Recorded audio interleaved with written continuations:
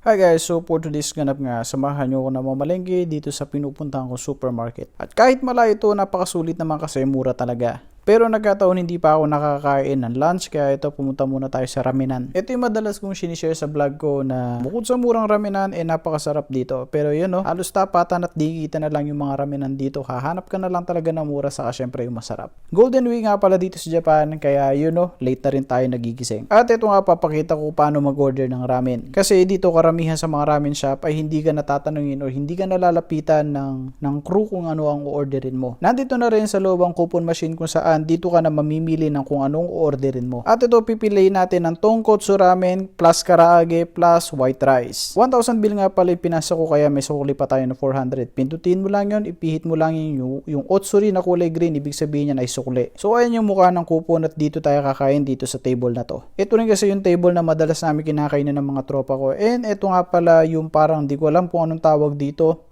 Parang kimchi version pero medyo maanghang ng konti tapos mas dry siya sa kimchi. At syempre curious tayo kaya yun tinanungan natin yung nagtitinda kung ano nga ba ang tawag dito sa pampalasa na nilalagay sa ramen. Mahilig ako naglalagay nito at napaparami na rin. Korea, nanto yun o? Karashita-kana. Karashita-kana. Takana. Karashita-kana. Karashita-kana. Hai. So, yung palang tawag doon, karashita-kana ang tawag doon. Ewan ko, pero ako nagugustuhan ko yung lasa kapag nilalagyan ko siya ng ganun. At ito na nga pala yung mukha na ramen na in-order natin. Meron na siyang dalawang karaage, meron na siyang white rice, isang cup na medium size, ayun. Pagkatapos nun, napakabilis ng ating transition at tapos na agad tayong kumain. At ayun, pagkatapos nga natin kumain, diretso pedal na ulit tayo para makapunta sa ating destination. Sabi ko nga pala sa inyo na kahit medyo may kalayuan itong pupuntahan natin na supermarket, worth it talaga na mamili kasi napakamura ng mga bilihin dito. At kung papansin nyo, itong mga puno dito, ito yung puno na green ngayon kasi spring at pa summer na siya.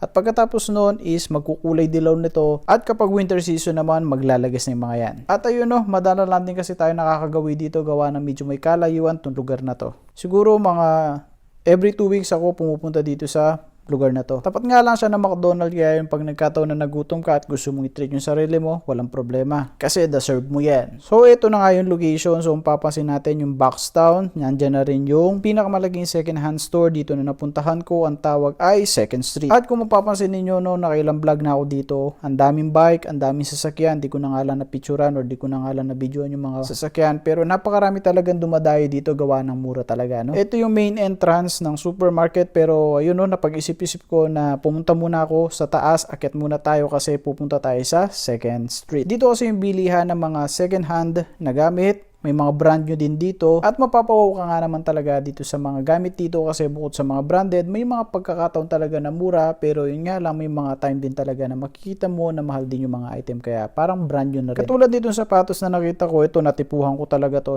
Wala pa siyang isang lapad kaya tingin ko okay na yung price niya pero since wala naman yan sa budget so hindi natin siya binili. Nag-decide nga ako na yun bumaba na lang at mamalengke bumili na ako ng saging at may nakita akong mga nyog. Nakakatuwa lang kasi may store na yung mga nyog Meron din mga Dragon Ball dragon fruit pala Napaka-rare mo nga talaga makakita ng nyog dito sa mga supermarket dito sa Japan. At syempre ito naman tangkilikin ng sariling atin. So yun from Dole pa yan. Department of Labor and Employment. Joke lang. Pero mura na to, napakalaki din niya. At syempre, healthy living tayo at bibili tayo ng asparagus. Yes, sir! Pumili tayo ng okay at fresh naman. So, yung dalawa binili natin. At pagkatapos nga nito, ayan, punta na tayo sa may fish section. Merong mura dito pero kadalasan mahal ang isda dito sa Japan. At syempre, madalang lang din ako kumain nito kaya napabili na rin ako ng puset. At kung ayaw mo naman fresh, meron naman din silang frozen seafoods. Ikaw na nga lang talaga ang mananawa na mamili at kung mapapansin ninyo, napaka-fresh ng kanilang mga isdang binibenta. At bukod pa dito, kapag nagkataon, marami kang makikitang seaweed. Yun nga lang, idadaanan lang natin mga yan kasi di naman tayo bibili. Nung nakarang pa nga naghanap na ako ng barbecue sauce kasi nagkikrave ako at matagal ko na gusto talaga na mag-barbecue dito sa bahay. Pero ending wala akong nakita kaya pumunta na ako dito sa may bigasan. 1,590 nga lang ang pinakamurang bigas na 5 kilo at 169 naman ang napakamurang itlog na binibenta nila dito. Meron pa nga ako nakita dito na itlog ng pugo pero syempre di naman tayo bibili at sinare ko lang naman dito sa video na to. At syempre tangkilikin ulit ang sarili natin. So yan, Dole baka naman. Pumili nga pala ako ng isa niyan at syempre donut bumili na rin ako. Napansin ko na nga tong nuts in honey jar at napansin ko rin yung presyo niya, kaya yan, tinitigan ko, nilapitan ko at binalik ko. At naubusan na nga tayo ng toothpaste. Joke lang, so hindi toothpaste yan, no? Mukha lang talaga pero condense yan. At syempre fresh milk, so kailangan natin yan, no? Para bago tayo matulog. At napansin ko na nga tong gumaw, yung tinatawag natin na sesame seed. May buo, meron din naman durog. At meron ka nga pala mabibili dito na mami o yung tinatawag natin na beans. May mga malalaging butil, meron namang malilit. Wala, share ko lang. Tapos naubusan na nga rin pala ako ng paminta, kaya yun, napabili na tayo. And welcome to meat section. Alam nyo ba guys, ang isa sa mga pinakagusto ko dito sa meat section na to, yung karning manok. Sa totoo lang, napakamura din talaga dito ng karne, lalo na ang manok. Ayan, kung papansin nyo, kapag may sticker na yan, 20%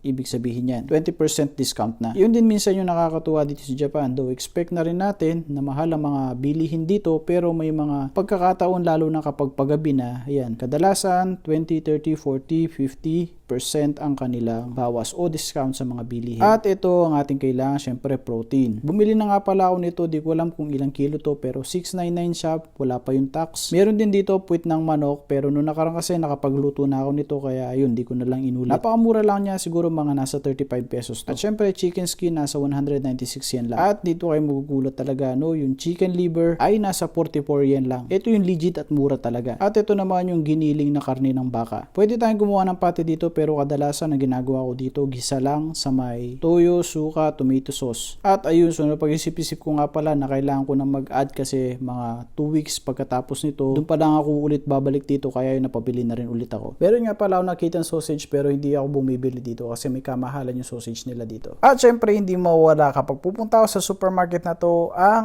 ating, yan ang isa sa mga dahilan kaya gustong pumupunta sa supermarket na to. Kadalasan bumibili ako ng iwashi fry at itong kanikama tempura. Napakamura lang dito, kaya pag pupunta ako dito is napaparami na ako ng bili. Pwede na kasi itong pang ulam, lalo na syempre sa mga nagtitipid, yun, the best na to, no? At syempre bili na rin tayo ng oyster sauce. May mahal, meron din naman mura. Pero dun tayo sa mura, syempre. Syempre, ito na naman, tinitigan ko, nilapitan ko, at don't worry, ibabalik din natin yan. Ito naman yung section ng cup noodles para sa mga gusto magbalik buy and box, gusto magpabagahe. So, ito, isa sa mga murang bilihan dito ang noodles. Napakarami rin ng kanilang uri na tinapay, pero syempre, ito, pupunta tayo sa yogurt. Ina-to-art ko na nga rin itong yogurt para yun, makauwi na tayo. At ito na yung mga napamili natin. At this time, so, tapos na nga tayo na mamili, punta na tayo sa counter. And as always, you know, since maraming tao dito, kaya kailangan natin talaga na pumila. Sa totoo lang, dinadayo talaga itong supermarket na to kasi talagang mas mura siya compare sa ibang mga supermarket. Lalo na yung mga pamilyado at marami din mga foreigner na pumupunta dito na napapansin ko na bumibili. At habang naghihintay, papogi lang tayo ng konti dito, no? Kasi mamaya kapag nakita na natin yung bill, kapag nakita na natin yung total ng ating mga pinamili, so yun. At pagkatapos nga ng 525,600 minutes, ito malapit na tayo at tayo na yung tatawagin ng counter. At papakita ko sa inyo magkano nga ba yung pinamili natin at i-convert natin siya into peso. Ngayon kasi nasa 0.36 lang ang palitan ng yen to